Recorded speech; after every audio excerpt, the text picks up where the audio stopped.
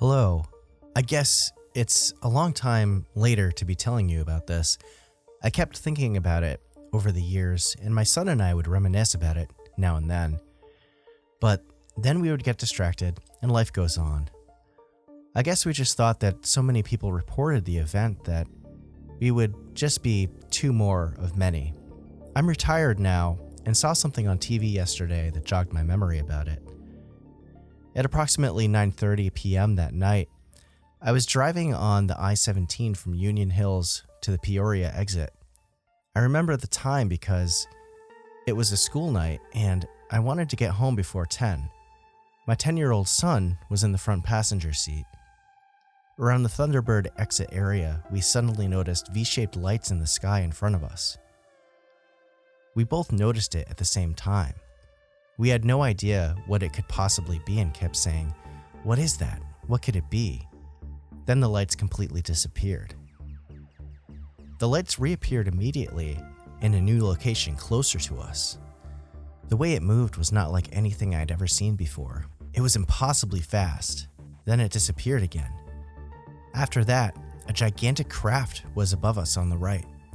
It seemed to come out of nowhere. We did not see it materialize, but calmly observed it as just being there. It came even lower and closer towards us until we could see it very clearly. My son rolled the window down, and we discovered the craft made no noise at all. There were lights all around the outlining of the bottom of the V-shaped craft, and they rotated horizontally. It looked more rounded and dome-shaped at this point. We kept driving and looking at it as carefully as we could in order to figure out what it was. There were what appeared to be small windows going horizontally along the middle of the craft. It reminded me of an observation area, and it looked like there were lots of people inside looking down onto the freeway at our location. They seemed to be milling around inside. I could not see any clear features, just shadows of what looked like people. These people-like shadows had body language that seemed relaxed, as if they were at a nice function or a cocktail party. I kept trying to think of what company could possibly have access to a craft like that and take a bunch of people up in it. We felt very excited and happy to be seeing this. We just kept saying, "Oh my God, this is amazing. I can't believe this."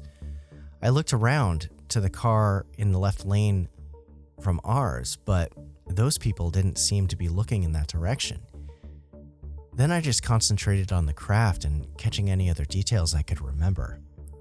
I wish I could remember more about the color. I'm pretty sure it was a light color. It was very easy to see it clearly. After approximately 10 minutes, it started moving across the freeway, and we couldn't see any more of it. We were under it at that point, and I remember thinking I would turn on the 10 p.m. news to see if anyone had called in about seeing it. We rushed inside to tell my husband about it. He thought we were being rather giddy, and it was definitely on the news that week. It felt good that others had seen something also. And it occurred to us the next day that we felt very peaceful and safe during the whole event. I'm usually a slightly anxious person about anything of that nature, but I only remember a feeling of awe and calmness. I remember thinking it was that craft that gave us that feeling.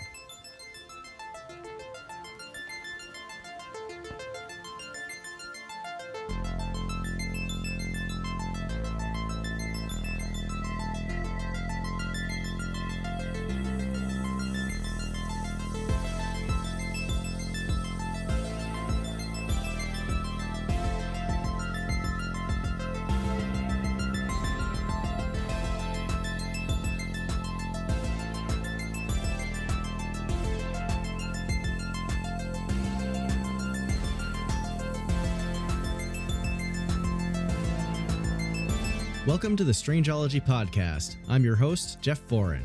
From cryptozoology, ufology, and the paranormal, to legends, forbidden history, and more. Listen in and explore the world of the weird and unexplained. Join me as I look into strange and fascinating tales and unearth the truths and theories behind some of the world's greatest mysteries. be sure to head on over to our HQ, Strangeology.com, where you can check out our blog, episodes archive, gift shop, and so much more. Now sit back, relax, and join me as we get weird.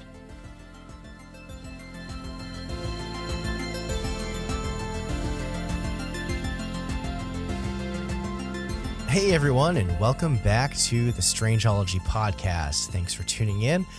I hope y'all dug that little intro piece. The story we're talking about today is a very big one, and I thought it would be appropriate to kind of introduce it with some witness testimony. But I hope everyone out there is doing all right and enjoying the increasing warmer weather as we get into spring. If you're coming out of winter and not going into it, depending on where you are out there. I don't have too many announcements at the beginning here since I've just been straight up busy the past couple of weeks. I did just design and release a brand new merch design, which features the Roswell UFO crash, at least a fun interpretation, I thought of it anyway.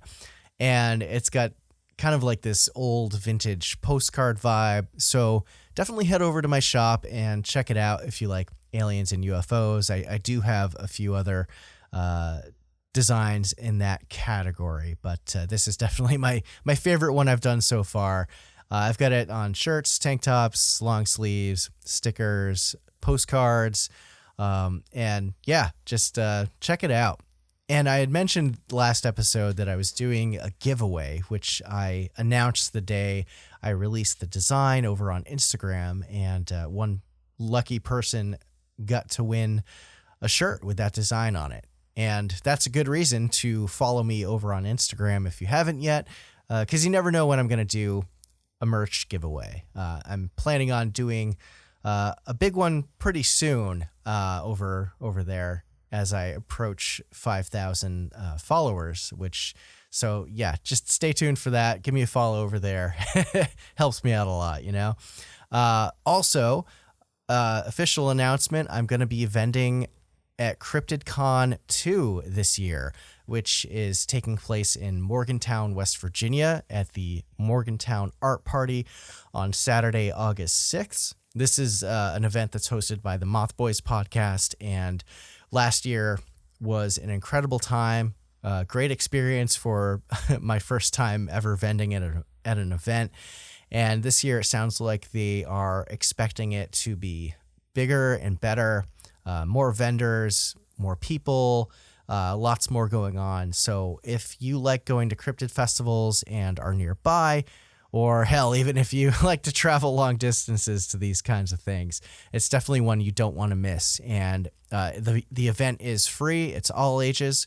And there's going to be so many awesome other vendors there as well. They have a Facebook page up with the event info, so you can just search for it there.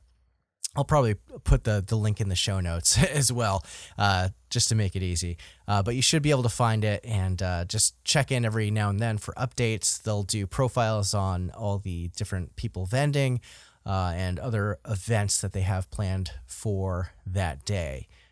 I've got a few other events that I am planning to do this year, but I can't quite announce those yet, but stay tuned on that front. And that's it for updates for now. So today's episode is all about the Phoenix Lights incident. And there's more to it than you might think. So why don't we just jump into it, since there is a lot to cover.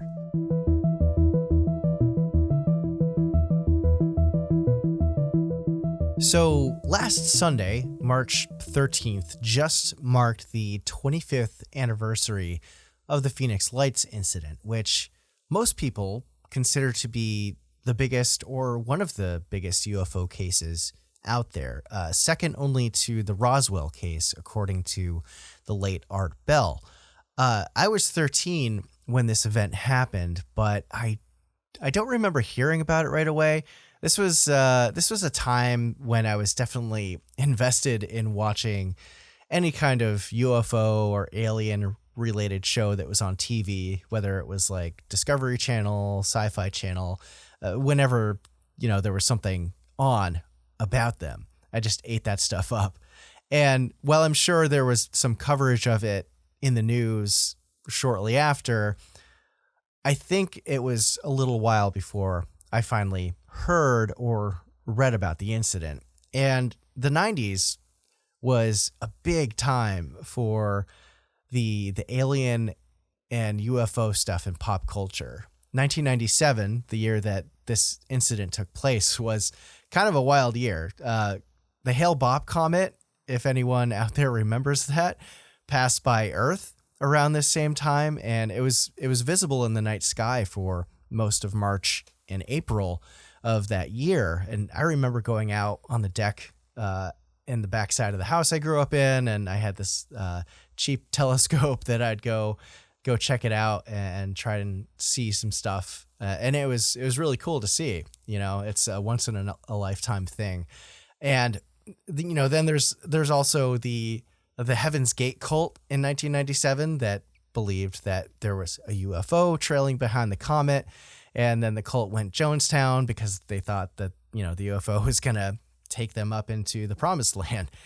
And Independence Day was only like a year old at that point. And the next movie Will Smith was going to be in was the Men in Black movie with Tommy Lee Jones. And obviously that was all about the alien presence on Earth. And and there's all sorts of TV specials and talk about Area 51 and trying to get disclosure and acknowledgement from the government on its existence.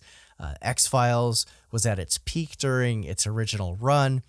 The show Dark Skies had this limited one season run, which, in case you never saw it, it was a show that took place in the 1960s, and it was all about the Majestic 12 and the government cover-up of aliens. And it was this investigator, I think he was with the FBI, and he was investigating all this alien stuff. And then he had this partner who was played by Jerry Ryan, who was kind of like the the Scully to his Mulder in a sense, but she was kind of working with the bad guys, I think, and trying to keep him off the trail.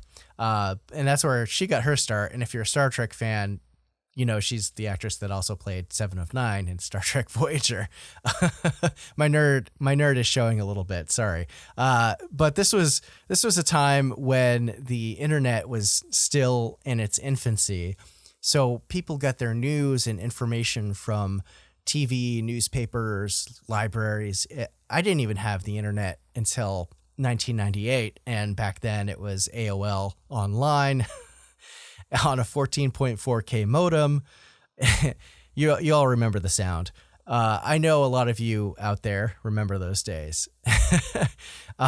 We didn't have things like Reddit, YouTube, Facebook, Instagram, the constant news cycle, or at least the news wasn't as intense and the constant onslaught that it is today.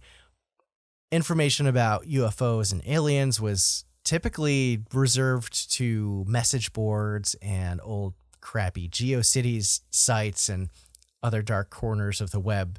And you sometimes had to dig a bit to find out about that kind of stuff.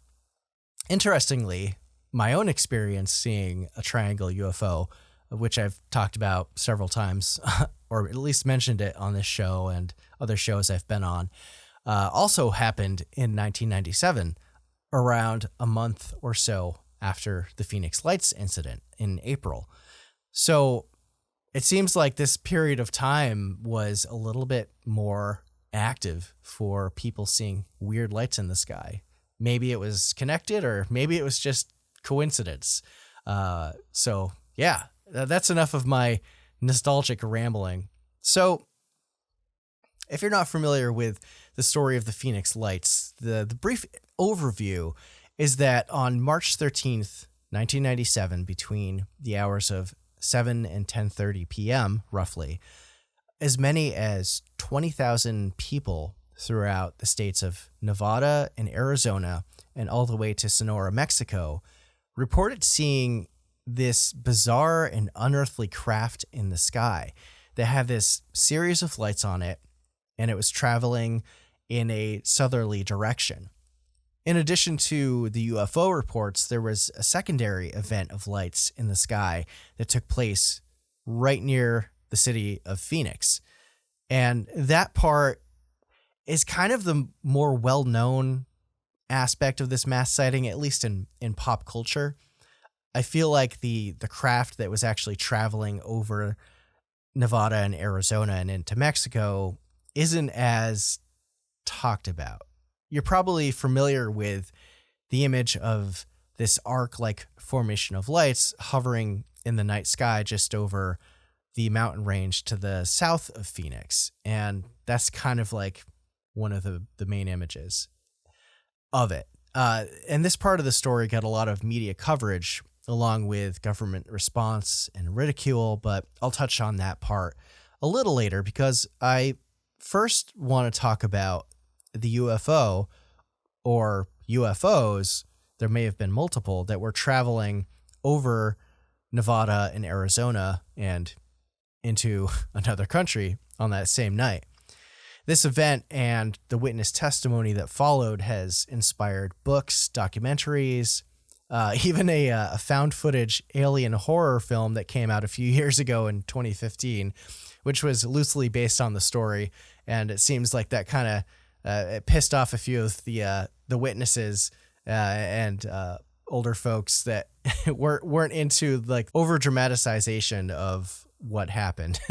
I haven't watched it, but I read it. There's mixed reviews. Anyway, let's talk about what was seen that night.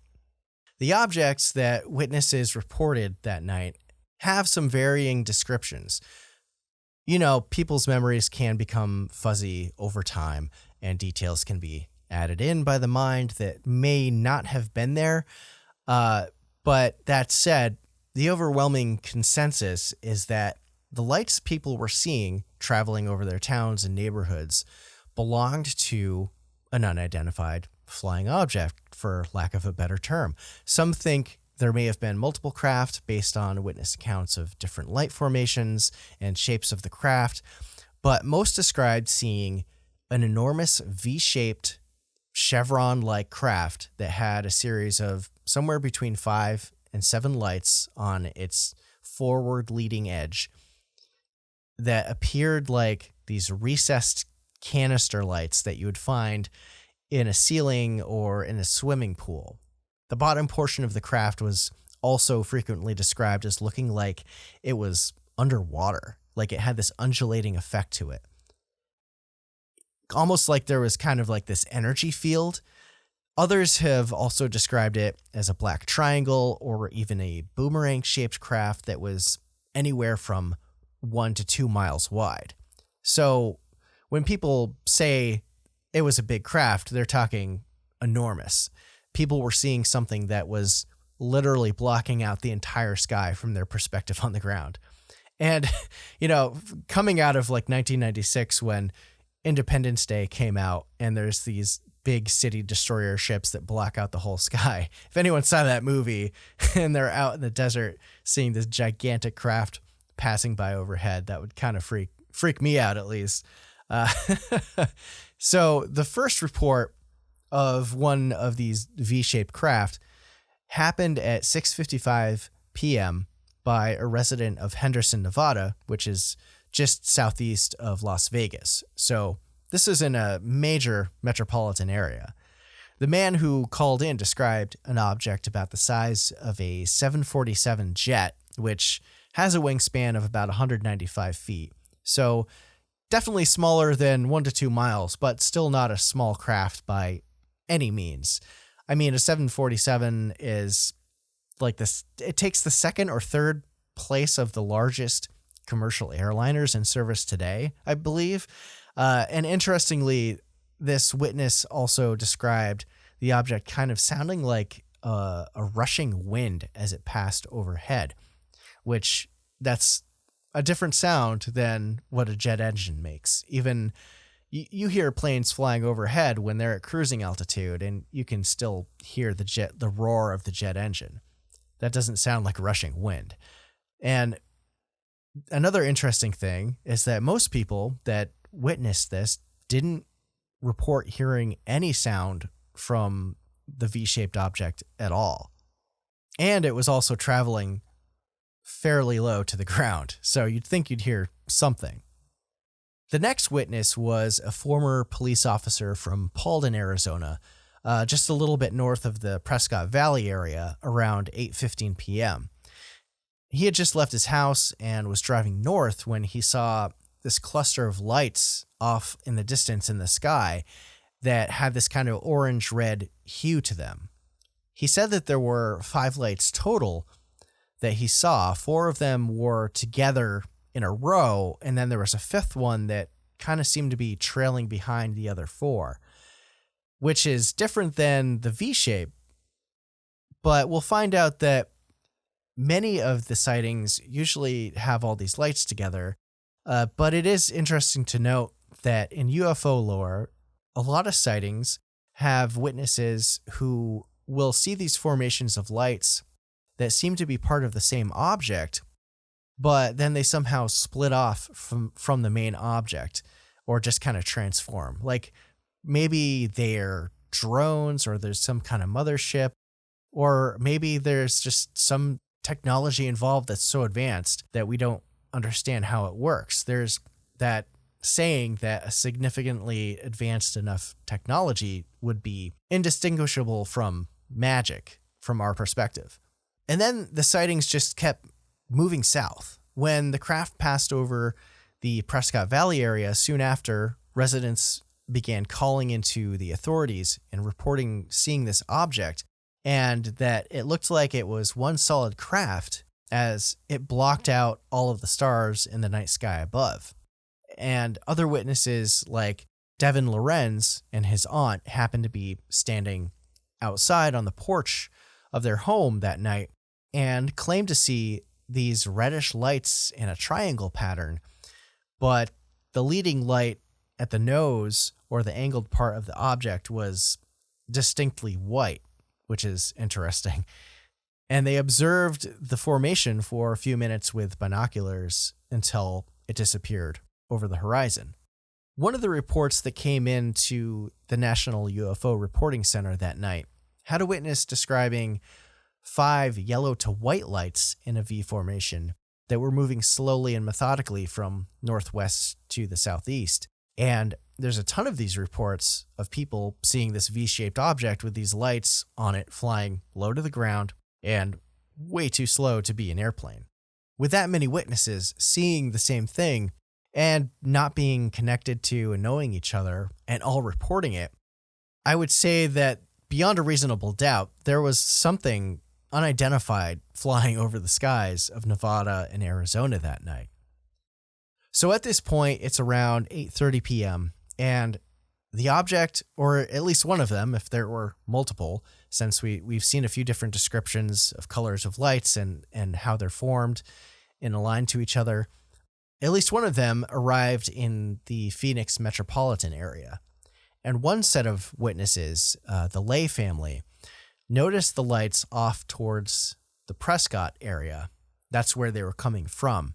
And they appeared as 5 distinct lights in this arc shape at first, but they realized that these lights were getting closer and closer and looking bigger in the sky as time went on.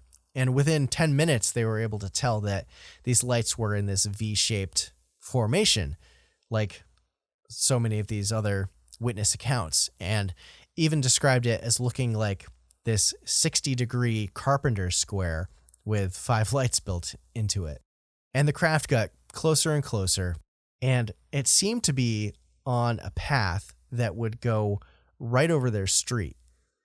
And sure enough, it eventually did, and it was right on top of them, just traveling really slow.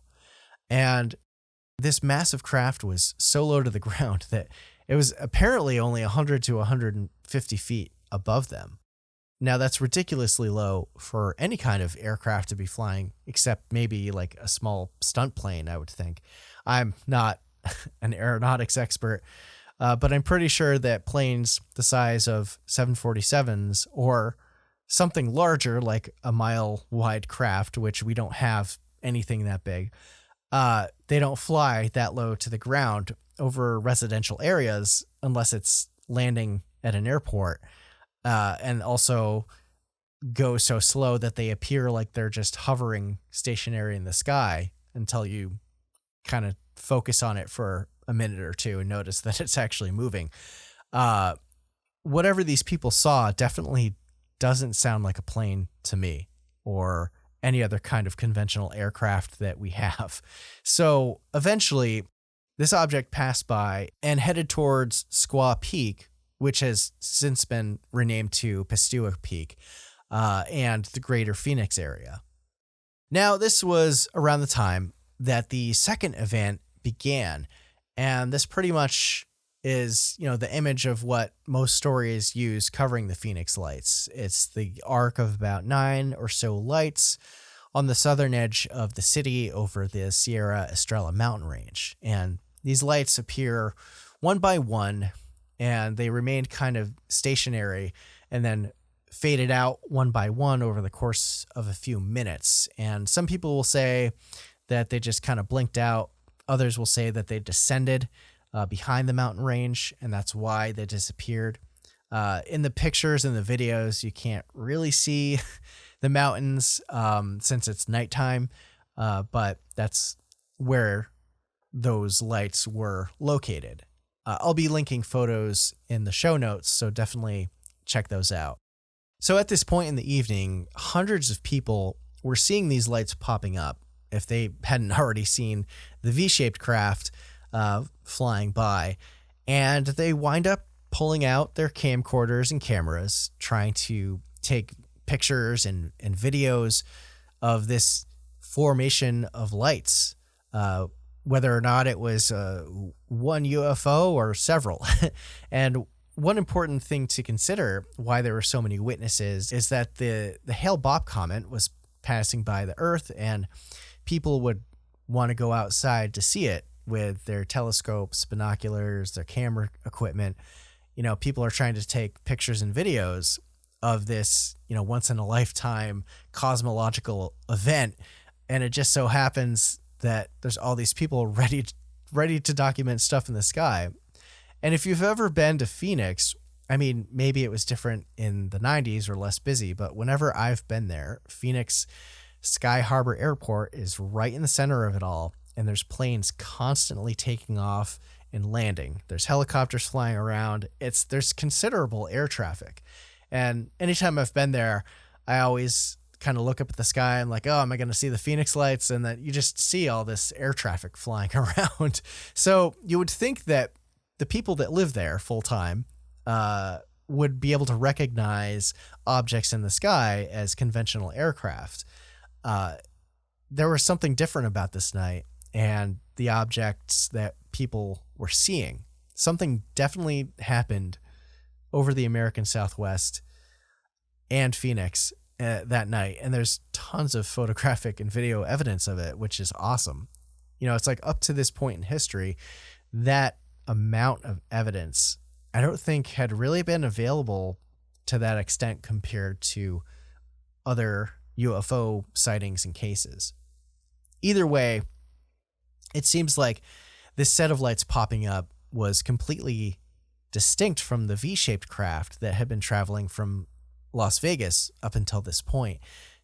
Nobody else was describing the V-shaped craft as having that many lights. Maybe some were, or lights that would turn off and on. And in the videos you find online of this part of the evening, it really doesn't seem like it's this singular V-shaped craft that so many people described.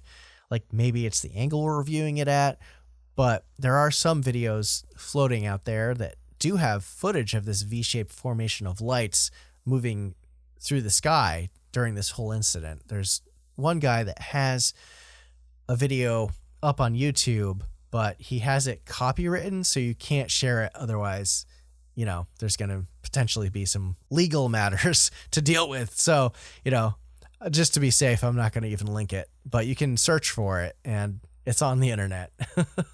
So one of the initial witnesses in the Phoenix area was this cement truck driver, Bill Grainer. And he was in the middle of doing a late haul of a cement load down from one of the mountains to the north side of the metro area. And he was sort of in the vicinity of Luke Air Force Base in Glendale. And he claimed to see something a little different than the V-shaped object that most people were describing. What he witnessed was a couple of bright lights in the sky that seemed separate from one another. And the way his story goes doesn't sound like these were related to the V-shaped object at all. They were kind of like independent lights, and they definitely weren't the same lights as the potential military flares that were over the Sierra Estrella mountain range to the southern side of the city. And one of the lights turned out to actually be hovering above Luke Air Force Base, and Grainer claims that he saw 3 F-16 jets scramble and intercept this UFO that was hanging out above the base. And this object apparently wound up chasing one of the F-16s briefly and then shot up into the sky and disappeared, which is a pretty wild story. And before seeing these UFOs, Bill was a self-proclaimed skeptic of the whole UFO phenomena. But he was quoted as saying, before this, if anybody told me they saw a UFO, I would have said, yeah, and I believe in the tooth fairy. Now I've got a whole new view. I may just be a dumb truck driver, but I've seen something that don't belong here. I wish the government would just admit it. You know, what it's like in the city right now? It's like having 50,000 people in a stadium watch a football game and then having someone tell us we weren't there. I mean, let that quote sink in for a minute, right? Afterwards, this V-shaped or boomerang-shaped object that people had witnessed for hundreds of miles by thousands of people, it was last seen over Tucson, and then it traveled into Mexican airspace by about 10:30 p.m. that evening. And after that, the details kind of fall off. But we've got a lot to work with coming up.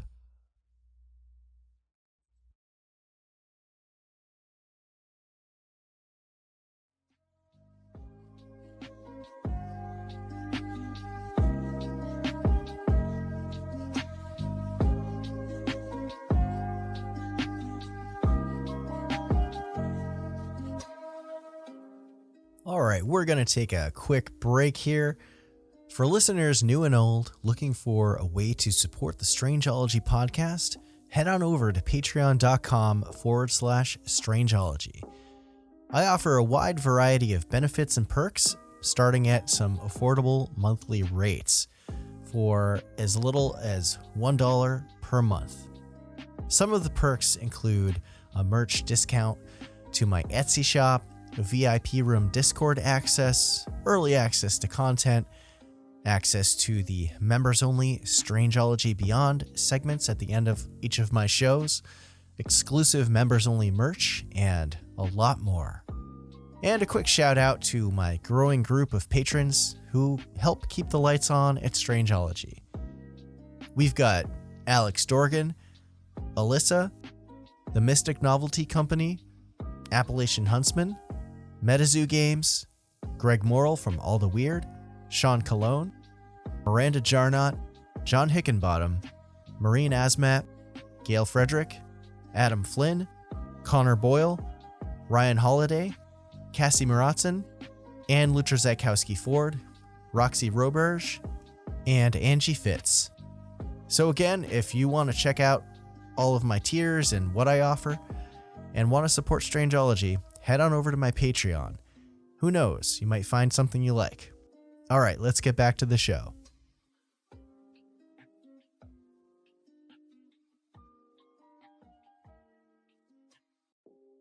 All right, we're back. So now I want to read over a few eyewitness accounts from that night so you can get an idea of what people were seeing and how they were interpreting the event as it unfolded and how they reacted to it and how it affected their lives. These come from the Phoenix New Times newspaper that did a retrospective a couple weeks ago about this event. So the first one here is from a Glendale resident named Connie. We were up around 20th Street and Greenway when my friend Linda had just left, but came back minutes later and said, "I see something in the sky. Is that the comet?" I took a look and yeah, it wasn't a comet. I ran and got my binoculars, and by then it was passing over us, so I could see the lights and this distinct triangular batwing formation. It was just so odd. Another anonymous account comes from a pilot. I was a pilot with Southwest Airlines at the time and was living on the west side with my wife. We'd just left a restaurant, and I had her stop and pull off to the side of the road. I got out and kind of stood by the car, and it was kind of flying directly over us. I'm looking up and I'm trying to think of how I can explain, because I'm going, well, maybe it's like a C-5, a large military transport. Then I go, no in-air collision lights, no strobes, and it's moving really kind of slow. They actually looked like can lights, like recessed into a surface. There were 5, and I wouldn't say glowing. They just weren't very bright and didn't have any harsh incandescence. A 911 operator also has an account. Verley Naniman from the Phoenix Police Department says this: "It started out slow, and then all of a sudden we were getting lots of calls, and they were all regarding strange lights in the sky. The calls came in very steady for about an hour. Everyone seemed calm and was saying it was either the V-shape or 5 lights or 7 lights over the Sierra Estrella Mountains. In the 24 years I worked there, we'd get an occasional call or two about strange lights, but nothing like that night." And then a resident from Tempe named John Vanderlyn says this: "I was about 7, and we were swimming in our backyard pool in Glendale with my dad. He glanced up and said, 'What the hell?' We all looked up, and you could see 8 lights in a V, and it looked like it actually blocked out the stars. It actually sparked quite a fascination with UFOs and extraterrestrials." This next story comes from thephoenixlights.net, and I'll go over in just a little bit who the owner of that website is. There's a lot of witness testimony there, so I'm just going to go over one before moving on to another interesting story. So this is a story that comes from somebody that actually lived in New Mexico and saw very similar lights, if not the same lights, which is really interesting because a lot of the accounts talk about it going into Mexico after it left the Phoenix area. So perhaps there was more than one of these craft. It was just another Thursday night at the bus factory in Roswell, New Mexico. I was working the second shift, 3:30 to 12. The 10 o'clock break buzzer went off, and myself and 3 coworkers stepped out the west door overlooking the north-south runway of the Roswell airport. Looking to the west, we spotted 5 white, round lights about 2 miles away. We asked each other, "What is that?" As our eyes adjusted, we could tell they were coming in our direction. We realized that this was a very large, boomerang-shaped, stealthy, silent black craft. The 5 lights underneath the craft were more like windows looking in the craft. As it flew right over the building, we could see no sharp edges. All of the edges were smooth, exactly like a boomerang shape. It was about a quarter mile wide and about 60 yards of width and 15 yards thick. It was about 500 feet up in the air, and it didn't make any sound. We got to watch this craft for about 4 minutes, and it was traveling about 30 miles per hour. After it flew over, we looked at each other and said, "Nobody's going to believe this." That Thursday night happened to be March 13th, 1997. It wasn't until we saw the news the next day that other people in Phoenix, Arizona saw the exact same thing. The details are etched into my memory, like I saw it last night. But it wasn't just regular people that witnessed the Phoenix lights that night. It turns out that Kurt Russell, that Kurt Russell, the actor, witnessed the lights over Phoenix that night while he was flying. And Kurt Russell, on top of being an actor, is apparently also a pilot. Of the many witness reports from that night, there was this unidentified pilot who was up in the air who called in about these lights, and nobody knew who it was. And during a 2017 interview for the second Guardians of the Galaxy movie with Chris Pratt, he revealed that he was the unidentified pilot who reported this strange aerial phenomena. And his story goes that on March 13th, 1997, he was flying his stepson to Phoenix that night from LA.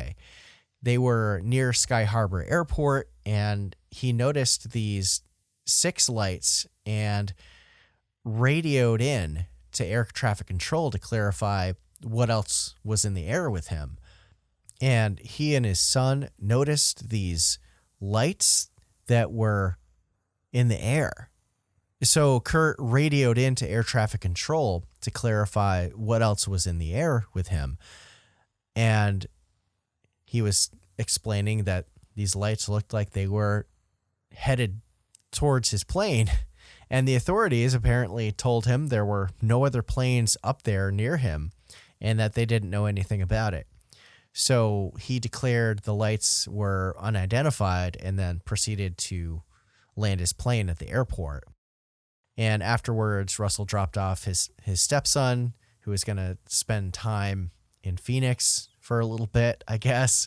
And he headed back to Los Angeles and completely forgot about the sighting.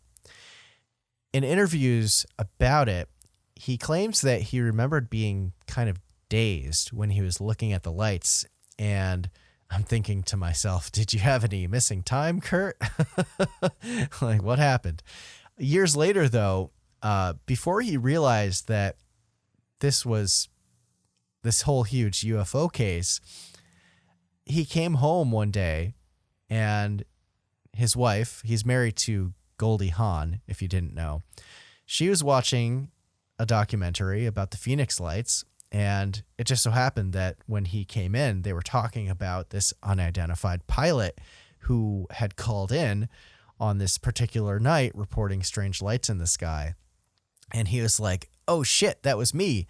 And went back in time through his old flight logs that he still had and confirmed that he was in the air that night over Phoenix and that he had to have been the pilot in question that had called in this sighting. So it's an interesting piece of anecdotal evidence, and not that actors are, always 100% credible, but the guy's also a pilot, which I think makes it a little bit more legit because you have to be of sound mind. And he also had the paper trail and the flight logs from that night. So that's really interesting. All right, now let's talk about the owner of the PhoenixLights.net website, Dr. Lynn Kitai. She is one of the biggest proponents and voices for witnesses of the Phoenix Lights. She was a local Phoenix-based cardiologist, health educator. She was an NBC medical correspondent. She also claims that she had a near-death experience as a child, and she believes that she is able to use telepathy. So there's a little bit of a woo aspect here. Do with that information what you will, but I think with her collection of stories and putting out a documentary about it, it's kind of brought some things to light about this particular case, which, it's a little bit important.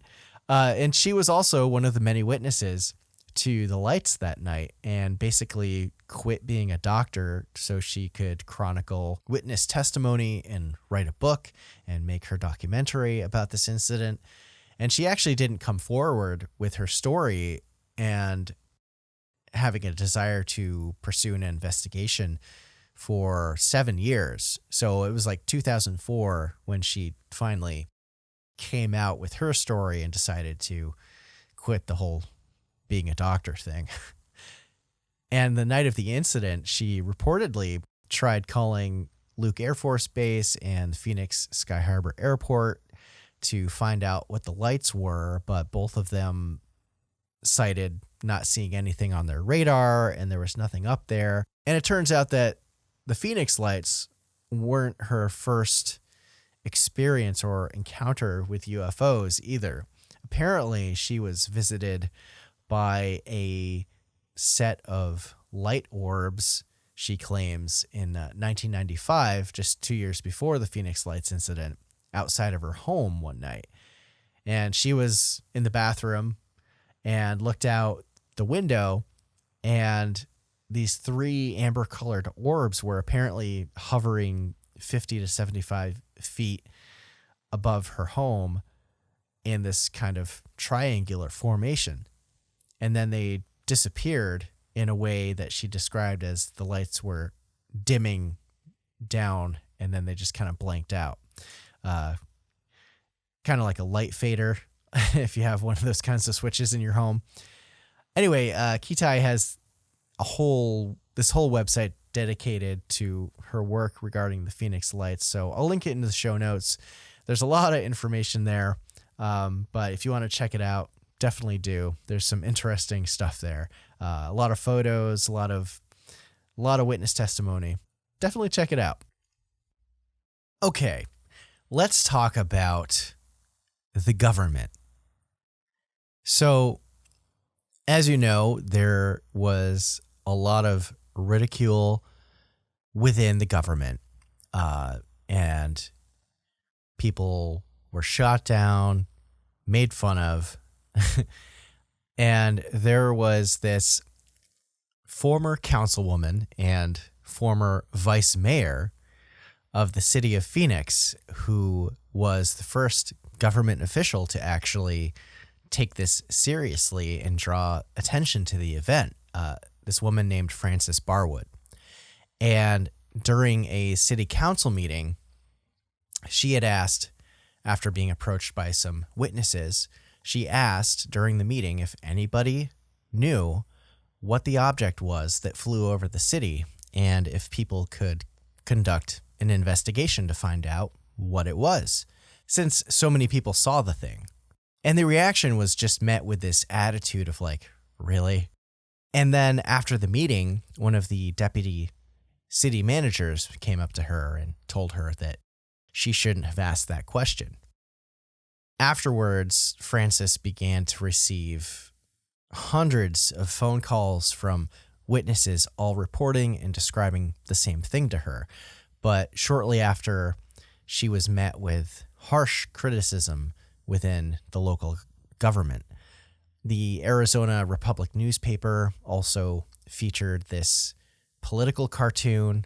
Actually, I think there were a couple that someone drew a caricature of her with a light switch on her forehead and a button on her blazer that says, "I love UFOs." And the caption for that particular comic said, "Those mysterious lights over Phoenix, they're on, but nobody's home." And yeah, like that was just one of many. And there was also harassment within City Hall as well. Apparently, the mayor's office put up signs on her portrait in the main hallway that were like, "This is the UFO lady." And, you know, there's other city councilors and managers and stuff serving the city that have their portraits up as well. I'm sure you're familiar with that kind of thing if you've ever been into a government building. And they also printed up and handed out business cards with her name on it and a quote that said, "Speak into the tinfoil and she will hear you." Like, what the hell? And that wasn't the end of government officials poking fun at this event either. Like, I guess with the larger social attitude and the taboo surrounding UFOs and aliens, I can see like, sure, they don't want to acknowledge that potentially something from somewhere else penetrated U.S. airspace and we're defenseless against it. It's coming in with impunity. Nothing can be done about it. Or if it was some kind of top secret military experimental craft and there's a cover up, they downplay it, right? Or maybe it's just the general idea that like aliens aren't real. We're the only life in the universe, which is, I mean, think about that for a second. It's pretty preposterous and also very arrogant, right? So all these people are approaching Frances Barwood, and one in particular is pretty interesting. This witness named Richard Curtis got in contact with her. This man claimed to be a disabled veteran and an experienced videographer, had all sorts of camera equipment, and told Frances that he had clear video showing the outline of the craft that passed over Phoenix. Apparently, this was due to the city lights reflecting off of it. Frances asked him to make a copy of the video and have it mailed to her. Curtis then touched base with her about 2 weeks after and asked if she had a chance to review the tape, but she never received it. And this is kind of where it gets weird. Curtis explained that he was on his way to make copies when two men dressed in black showed up at his apartment building and knocked at his door. These two men were asking him to hand over the video that he was going to send to Frances Barwood. He asked them if they were from her office, and they said they were, but as it turns out, Frances Barwood didn't know anyone from her office that matched that description. There were only women in her office. She didn't have any men helping her out. So, sounds like we've heard things like this before in previous episodes. Frances decided to look into Curtis's background and confirmed that he was actually a disabled vet and had professional video camera equipment at his disposal and lived where he said he lived, which was a veteran's home. But then when speaking to the facility manager of the location, they told Frances's people that one day he saw a black vehicle pull up and these two men dressed in black suits, wearing hats and sunglasses, entered the building. So we've got men in black popping into the story. How about that? This is wild because before I researched for this episode, I never knew about this side of the story of the Phoenix Lights. So of course, these two men are described as looking identical, and there's just something off about them. There was a minister available at this veterans home who was milling about, and he talked to these men dressed in black suits, and they asked the minister where Curtis's apartment was, and thinking nothing of it, the minister told them which floor and which room he was in. Like, man, I hope 25 years later there's better safety protocols for stuff like this when strangers are coming to visit people in homes, because it sounds like anybody could show up and mess around in there. But anyway, the manager and this minister said afterwards that they didn't remember seeing these men in black leaving the facility, and they were in the lobby, and there's like one way in, one way out, probably. I'm sure there's some like fire exits and stuff, but when they looked out into the drive out front, the car that they came in from disappeared. So that's kind of like a pretty typical Men in Black story. And the last thing that Frances heard about Richard Curtis was that the facility had changed his meds, which led to him having a bad reaction, and now nobody knows where he is. So clearly the videos, if they existed, were confiscated by the MIB, and now I'm wondering if there was a med change to shut him up or, take him out, or if he was disappeared or what. Definitely suspicious if you ask me. And it didn't end there. Sometime after her dealings with Curtis, Frances noticed that her phone was acting strange. So she called the local phone company, and they came to inspect the lines inside and outside of her home.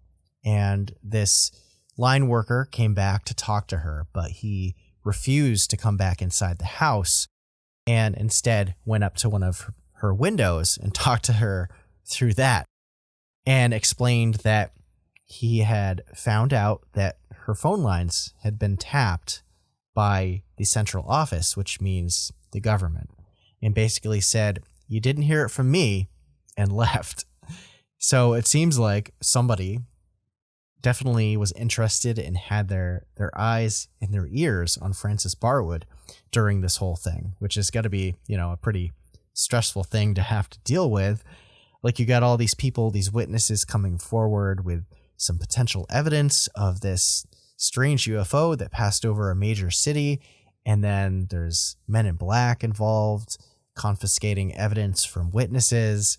And then your phone line gets tapped. It sounds straight out of a science fiction movie, but this stuff actually happened. Now, let's talk about Fife Symington, who was the governor of Arizona at this time. In response to all of the public interest about this event, he said he would investigate it and eventually held a press conference in the later part of 1997. So the press conference is happening. He's up on stage and speaking. He states that he knew who was responsible for this and to bring out the accused. And then they brought out this aide who was dressed up like a gray alien, like full garb, mask and robe, like glittery, whatever. It came out on stage. So essentially, this was just poking fun at the whole topic of UFOs and the Phoenix Lights and the people who witnessed them, and just kind of trying to discredit the whole thing in a way, which it makes sense from the government perspective, I guess. If Fife Symington didn't want to face scrutiny for acknowledging this taboo situation, I'm sure he was aware of the ramifications that came from acknowledging something like this. And that's at least what Frances Barwood had been going through.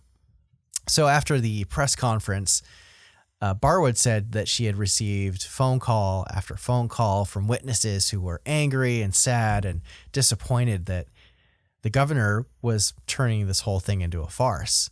But in a twist of fate, it seems, it turned out that Fife Symington came out a decade later in 2007 and actually admitted that he too saw the strange V-shaped craft coming over Pastua Peak on the north side of the Phoenix area. And he apologized for making light of the situation, but feared a growing public hysteria about it. And interestingly, during his time in office, while he was governor, he did try to get information out of the military, but was stonewalled at every corner when he tried to dig anything up. Now, this is funny, like Kurt Russell, Symington is actually a pilot as well, and he was quoted as saying this: "I'm a pilot, and I know just about every machine that flies. It was bigger than anything I've ever seen. It remains a great mystery. Other people saw it, responsible people. I don't know why people would ridicule it. It was enormous and inexplicable. Who knows where it came from? A lot of people say it, and I saw it too. It was dramatic. And it couldn't have been flares because it was too symmetrical. It had a geometric outline, a constant shape." So Symington has since advocated for further investigation into this incident, and he kind of disavows the explanation that the lights were simply military flares from an exercise that evening, and that the dramatically large V-shaped craft that he and so many other people witnessed was completely separate from any supposed test happening that night. And he's since appeared on different TV programs talking about the lights and his experience from that night. With so many witnesses to this event, a response from the local government would come to pass, but, it was largely treated with this extreme ridicule and scrutiny and the slandering of certain individuals. And this was the status quo for this kind of stuff for years. You've got Project Blue Book, which ended in the late 60s under the direction of J. Allen Hynek, who was on the case for 2 decades, and then the government put the kibosh on it. And despite all the renewed popularity of UFOs and aliens in the 90s, the sentiment from the public, officials, and the scientific community at large was still very much of the opinion that the extraterrestrial question, this phenomenon, it was all make-believe and hoaxes. So 3 years after the incident, in the year 2000, the mystery behind the lights that were behind the Sierra Estrella Mountains was supposedly explained away by the National Guard as an Air Force exercise, which involved dropping military flares, which is why nothing apparently showed up on the radar of local air traffic controllers from the airport. However, people that saw the craft knew that this was completely different, and they didn't buy the flare story at all.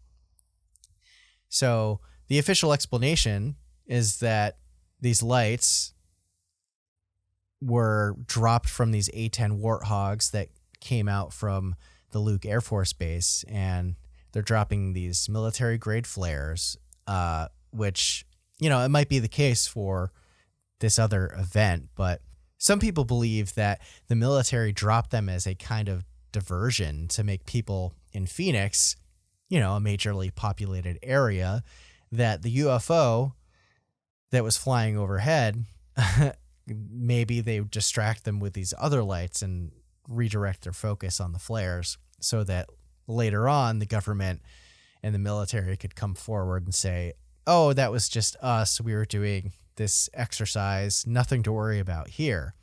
I can see that as kind of like a plausible scheme as to why they were dropped on that particular night when so many people were witnessing this V-shaped craft travel from Nevada all the way to like the southern border.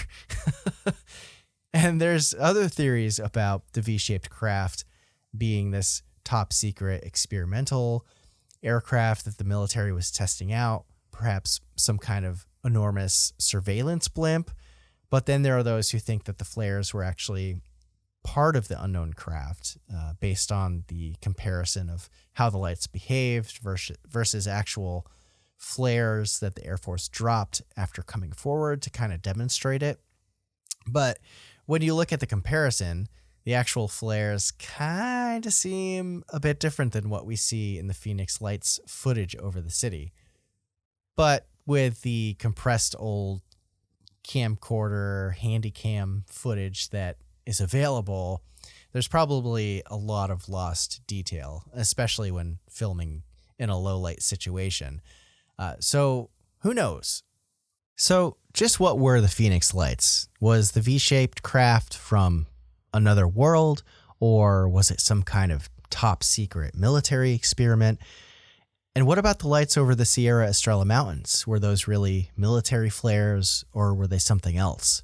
Jim Delatoso, a UFO believer and advocate, claimed to have done a spectral analysis of the imagery of the flare lights over Phoenix, and evidently he came to the conclusion that his analysis proved they were not from a man-made source by looking at the red, green, and blue light values in the images of the Phoenix Lights versus known images of flares.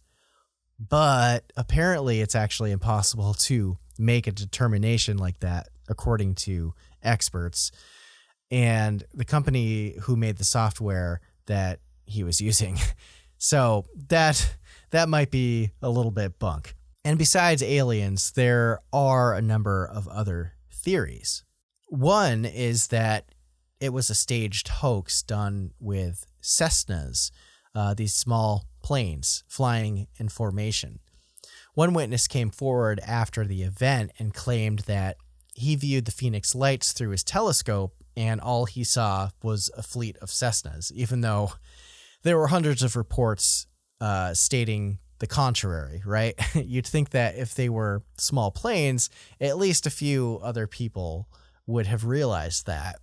Cessnas aren't silent, and they're pretty loud when they're flying low to the ground. You're not going to miss it, especially during a landing.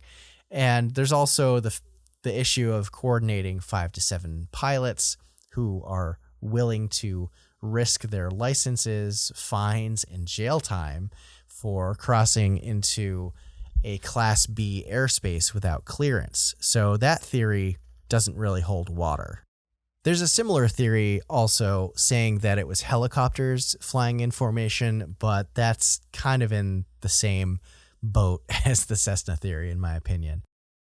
Another theory is that what people were seeing was a B-2 bomber flying over, which it is a V-shaped craft. It's basically a flying wing that the U.S. Air Force has had in its arsenal since the 80s. B-2s also don't have 5 to 7 big recessed lights in their hulls, and they aren't 1 to 2 miles wide. Like, don't get me wrong, they're big planes, but they're not that big. And like the Cessna and the helicopter theories, whatever the craft was that flew over Phoenix didn't get any kind of clearance to enter the airspace. One would think that the military would be required to do that, and also wouldn't fly a plane dangerously low to the ground. And since it's stealth, yeah, it wouldn't really show up on radar, but people would still hear it. It's not a silent craft. And then there is the ball lightning theory, which this is kind of interesting.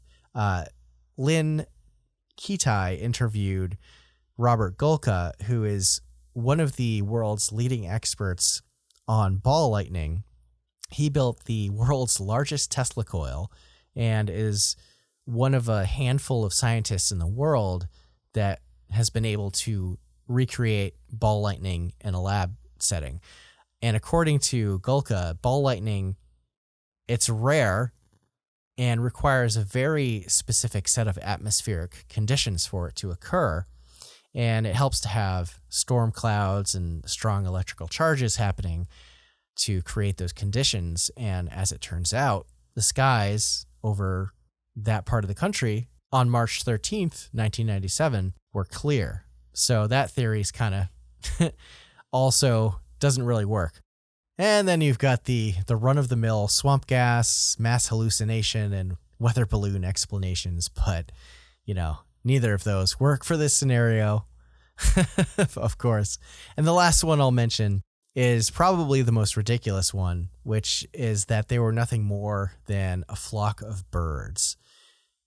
Dr. Kitai interviewed a man who was a college student at ASU at the time, and during the Phoenix Lights incident, he and some other fellow astronomy students were on the roof of the science building at ASU, and they were observing the Hail Bop Comet, and they suddenly saw this V-shaped craft come into view and float by, and they were all totally dumbfounded. So the next morning, he and his classmates, they're in class, and they talk to their astronomy professor, and they tell him they saw this craft going over the city. And the professor told him that it was likely that all they saw was a flock of birds. Isn't that just like the most ridiculous thing? Now, I've seen night birds before, and they certainly don't look like a huge triangle craft in the sky, but that goes without saying.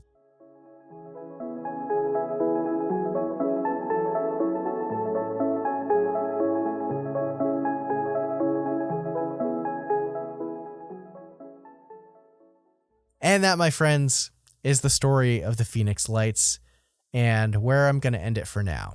It's definitely one of the biggest UFO stories of our time, and I had a great time doing this deep dive into it. I had no idea there were so many facets to this story. When I put together this episode, we had government officials being ridiculed. There was Men in Black, all this stuff. So I hope you enjoyed it. It's always fun to cover UFO and alien stories, and definitely something I need to do more of on the show. So definitely be ready for some more of that kind of stuff. But anyway, thank you for hanging out with me today, wherever you're listening from. And thank you to those of you who like, share, and support this show. It means the world to me, and it helps me out so much, and it keeps me going. And if you're looking for a way to support the show, you can head on over to my Etsy shop. The link is in the show notes, or you can head over to my Instagram and tap the Linktree link in the bio. That'll take you to a page that has all the pertinent links. I'm running a 20% off sale for spring for the last bit of March here, so don't miss it if you want to grab some Strangeology merch. I've got a lot of stuff available. And if you haven't done so yet, go follow me on Instagram, TikTok, Facebook, and Twitter as well for daily updates and shorter form content on all things Fortean.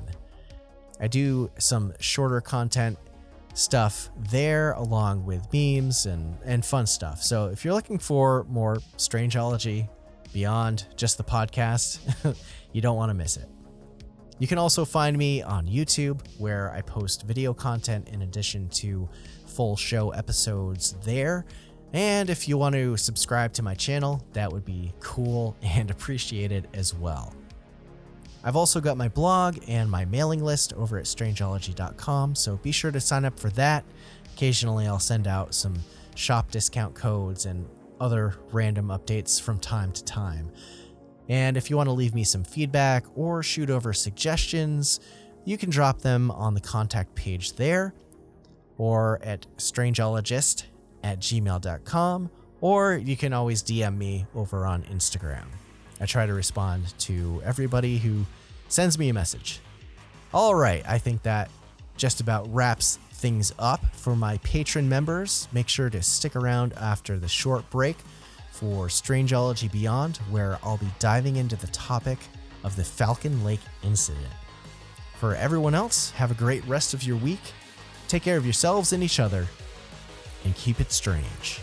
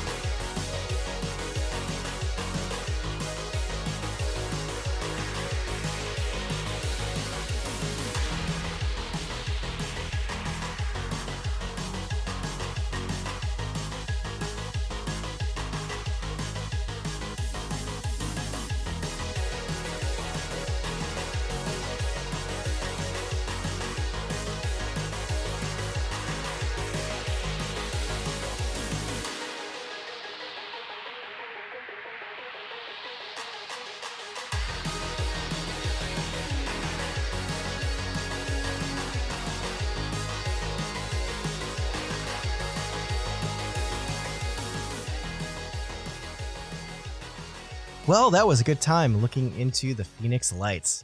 Kind of makes me want to go out to the desert again and skywatch for some UFOs. Since we're on the subject of UFOs and